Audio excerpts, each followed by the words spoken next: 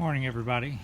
I know everybody is bored with this virus being on quarantine, so I thought I'd shoot a short video today showing you some pictures of my previous garden railroads and a little bit more of this one. And actually, I'm going to do a series on the construction of it. I've got it fairly well documented.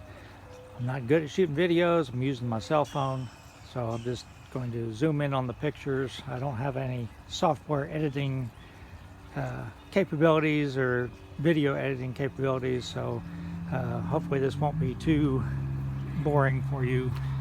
So this is the first garden railroad that I built. Try to keep my shadow out of the way, and I'm just going to pan across.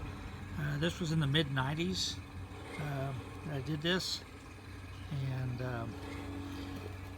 used a Bachmann Big Hauler. Was the first engine I ever had. This was sort of elevated, as you can see, on one side, but not very much. I had to extend the fence in order to make it bigger. I eventually ended up with a figure 8. It was all level. And I had it for several years before we moved to a bigger house. This is me about 25 years ago. The local newspaper, weekly newspaper, did an article on me and my garden railroad.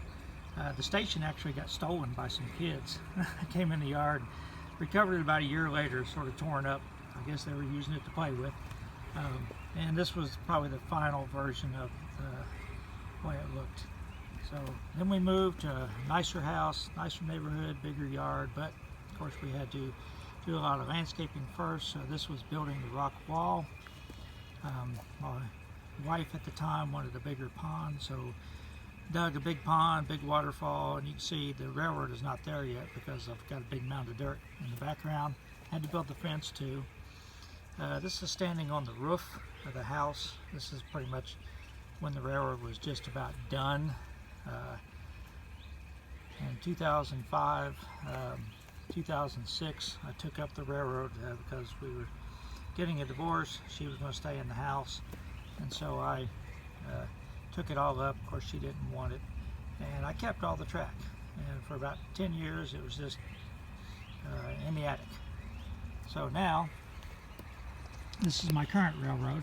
And again, I don't know how to edit this or anything, so you're going to see me walk around the railroad here, and I'll try to keep the camera sort of focused on the train. And I'm going to talk about where I keep my trains. Both of the previous railroads had to carry stuff in and out, which was very frustrating. Maybe not run it as much as I would really have liked to, having to carry everything. So when I built this one, I decided that I was going to have a track running into the shed where I could keep everything. So you can see the shed here I'm going to walk into. And these are my standard gauge trains. I have some narrow gauge 1 to 20.3 scale inside, which I don't run very often. The track is not powered.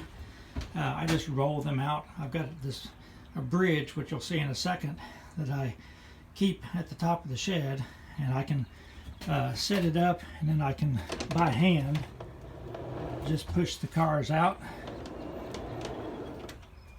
So we'll actually run a short train here, just make it a little bit more interesting.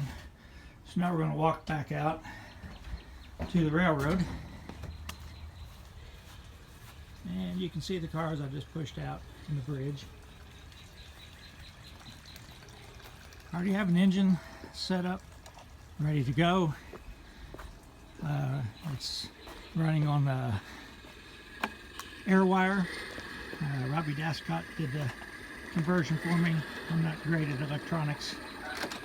All right, so we've got it hooked up. We'll start here. Hopefully the engine is running the right direction. Yep. Have to be careful over this connection. I think the bridge shifted a little bit. Don't usually do this. Hopefully I'll get a tripod for my birthday and I can have some hands-free operating. Okay, so the train's on the way, so I can lift the bridge out. maybe. And I have to come around here to flip the switch as it exits the yard.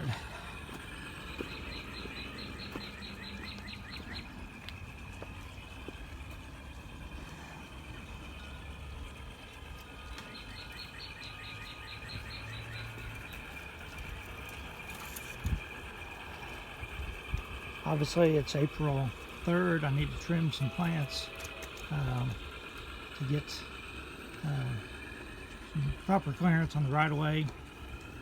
I'll do that probably this weekend, and maybe shoot another video on Monday talking about the construction of the railroad, how I did that. Alright, so I think that's about it for now. Hear the mailman coming, so I'm going to check my mail, see if I got anything. I hope you guys stay safe, and I'll talk to you soon. Thanks.